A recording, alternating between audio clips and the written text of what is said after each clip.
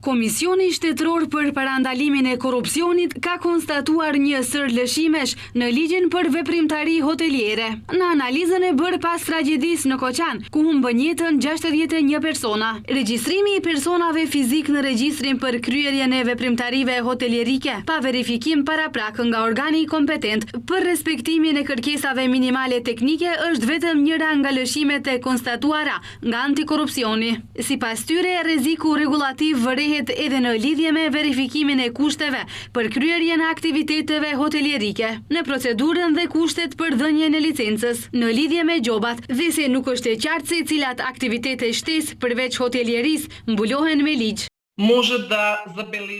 Rreziku është që procedura të përfundojë zyrtarisht pa konfirmim faktik të plotësimit të kushteve, gjë që krijon një boshllëk ligjor për shkak të mungesës së detyrimit për kontroll mbikëqyrës para regjistrimit dhe krijon hapësirë për aplikime deklarative, që në praktik nënkupton leje për të kryer një aktivitet pa asnjë verifikim real, i cili mund të ketë pasoja për shëndetin dhe sigurinë e njerëzve.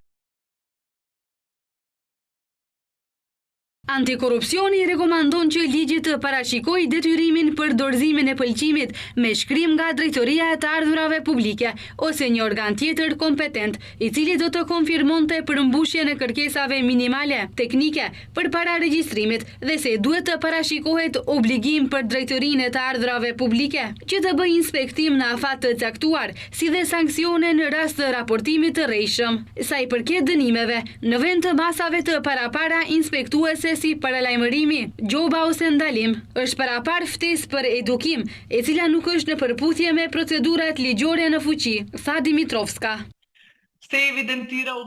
Rekomandohet rishikimi i dispozitave për kundërvajtje për të siguruar proporcionalitet ndërmjet masës së gjobave dhe peshës së pasojave, veçanërisht për shkeljet që kanë të bëjnë me shëndetin dhe sigurinë e njerëzve. Duhet të aplikohet edhe gjoba e trefisht për shkeljet të rënda. Konkluzioni i antikorrupsionit është se ligji për veprimtari hoteliere përmban rreziqe të shumta rregullatore për shkak të procedurave jo mjaft të sakta, jo të plota dhe të rregulluara në mënyrë jo konsistente.